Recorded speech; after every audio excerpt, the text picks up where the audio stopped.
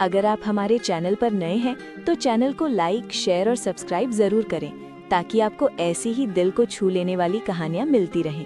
मेरा नाम मरियम है और मेरी शादी को अभी 2 साल ही हुए थे कि मेरे शौहर इमरान को मुलाजमत के सिलसिले में दुबई जाना पड़ा। वो हम सब की खुशियों के लिए दूर गए थे, लेकिन उनके जाने के बाद ये बड़ा घर मुझे काटने को दौड़ता था।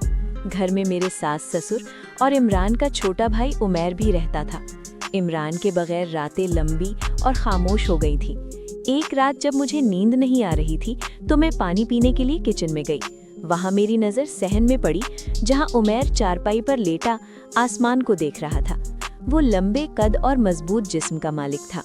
पहले मैंने कभी उसे इस नज़र से नहीं देखा था, लेकिन उस रात दिल में एक अजीब सी बेचैनी पैदा हो गई।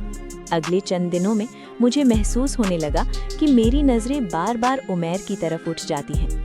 वो जब नहाकर सहन में आता या घर के किसी काम में मसरूफ होता तो मैं बेइरादा उसे देखने लगती। एक दिन मैंने जानबूझकर किचन का एक भारी बर्तन ऊपर वाली शेल्फ पर रख दिया ताकि मुझे उसे आवाज़ देकर मदद मांगनी पड़े। जब उमैर मेरे करीब आया और बर्तन उतारने लगा तो उसके वजूद की गर्मी मुझे महसूस होने लगी। उस लम्हे मेरा दिल बहुत तेजी से धड़कने लगा। उमैर ने बर्तन नीचे रखा और खामोशी से मुड़ गया, मगर उसकी आंखों में जैसे कोई सवाल छिपा हुआ था। इस दिन के बाद घर की फिजा अजूब सी हो गई थी। हम दोनों आमने सामने आते तो ज्यादा बात नहीं करते थे, लेकिन खामोशी बहुत कुछ कह जाती थी। उसी रात इमरान का वीडियो कॉल आया। वो बहुत खुश था और कहने लगा, मरियम, बस कुछ महीने और, फिर मैं हमेशा के लिए वापस आ जाऊंगा। मैंने तुम्हारे लिए बहुत से तोहफे भी खरीदे हैं। उसकी बातें सुनकर मेरे दिल में अजीब सी शर्मिंदगी पैदा हो गई। वो वहाँ हमारी खुशियों के लिए दिन रात मेहनत कर रहा था और मैं यहाँ अपने दिल के अंदर गलत ख्यालात से लड़ रही थी। मैंने जल्दी से कॉल ख़त्म कर दी क्योंकि मुझे महसूस हुआ कि मैं उसकी आंखों में देखकर सच छुपा नहीं सकती। कुछ दिन बाद एक शाम जब घर के सब लोग अपने कमरों में जा चुके थे तो मैं पानी लेने के लिए किचन की तरफ गई। वहाँ मैंने देखा कि उमैर अकेला खड़ा आहिस्ता आहिस्ता मेरा नाम ले रहा था, जैसे किसी सोच में गुम हो। मेरे कदम एक लम्हे के लिए रुक गए, मगर मैं हिम्मत करके उसके पास जाकर खड़ी हो गई। मैंने धीमी आवाज में पूछा, उमैर, तुम मेरा नाम क्यों ले रहे थे? उमैर चौंक गया। उसके चेहरे पर घबराहट साफ नजर आ रही थी। उसने नजरें झुकाकर कहा, भाभी, मैं खुद से बहुत शर्मिंदा हूँ। मेरे दिल में कुछ गलत ख्यालात आ गए थे और मैं इसी बात पर खुद को कोस रहा था। आप मेरे भाई की अमानत हैं और मैं इस बात को भूलने लगा था। मुझे माफ कर दें। उसकी बात सुनकर मुझे ऐसा लगा जैसे किसी ने मुझे आईना दिखा दिया हो। हकीकत ये थी कि मैं खुद भी तन्हाई की वजह से कमज़ोर पड़ने लगी थी। मैंने आहिस्ता से कहा, नहीं उमैर, कसूर सिर्फ तुम्हारा नहीं, मैं भी अपने दिल की कमज़ोरी को पहचान न सकी। उसी वक्त उमैर ने फैसला किया कि वो कुछ दिन के लिए गांव अपने मामू के घर चला जाएगा ताकि हालात मामूल पर आ सके और हमारे दिलों की उलझन खत्म हो जाए।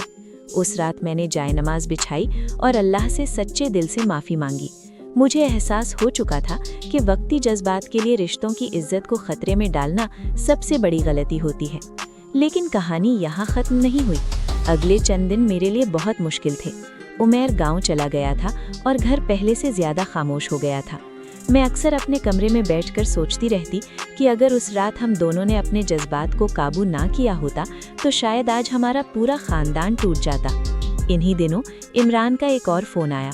उसकी आवाज़ में पहले से ज़्यादा मोहब्बत थी। वो मुझे बता रहा था कि वो मेरे लिए एक खूबसूरत सा जोड़ा और कुछ जेवरात भी खरीद कर लाया है। उसकी हर बात मेरे दिल पर दस्तक दे रही थी। मुझे बार बार अपना कसूर याद आ रहा था और आंखों से आंसू बहने लगते थे। चंद हफ्तों बाद उमैर वापस घर आ गया, मगर अब उसका रवैया पहले से मुख्तलिफ था। वो मुझसे बहुत एहतराम से बात करता और हमेशा फासला रखता। मैं भी उससे कम बात करती थी।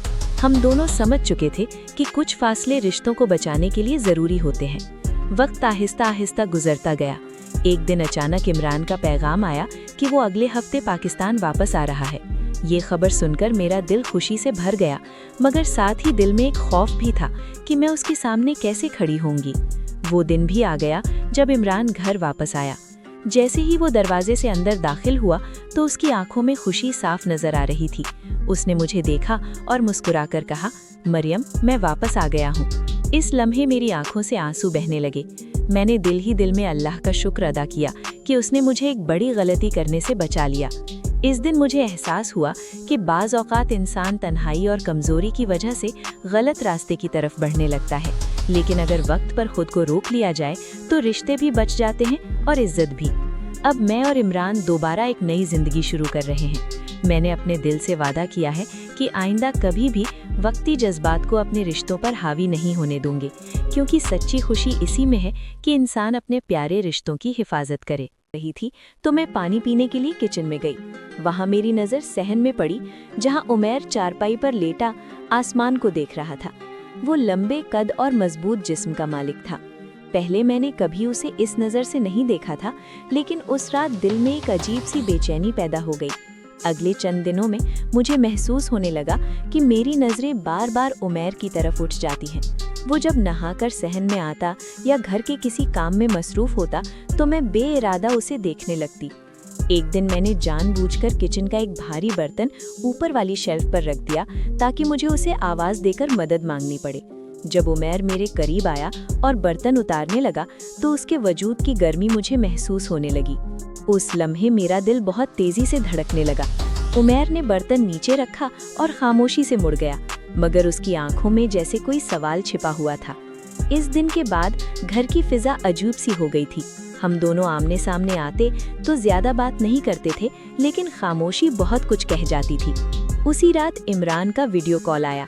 वो बहुत खुश था और कहने लगा, मरियम, बस कुछ महीने और फिर मैं हमेशा के लिए वापस आ जाऊंगा। मैंने तुम्हारे लिए बहुत से तोहफे भी खरीदे हैं। उसकी बातें सुनकर मेरे दिल में अजीब सी शर्मिंदगी पैदा हो गई। वो वहाँ हमारी खुशियों के लिए दिन रात मेहनत कर रहा था और मैं यहाँ अपने दिल के अंदर गलत ख्यालात से लड़ रही थी। मैंने जल्दी से कॉल ख़त्म कर दी, क्योंकि मुझे महसूस हुआ कि मैं उसकी आंखों में देखकर सच छुपा नहीं सकती। कुछ दिन बाद एक शाम जब घर के सब लोग अपने कमरों में जा चुके थे तो मैं पानी लेने के लिए किचन की तरफ गई। वहाँ मैंने देखा कि उमैर अकेला खड़ा आहिस्ता आहिस्ता मेरा नाम ले रहा था, जैसे किसी सोच में गुम हो। मेरे कदम एक लम्हे के लिए रुक गए, मगर मैं हिम्मत करके उसके पास जाकर खड़ी हो गई।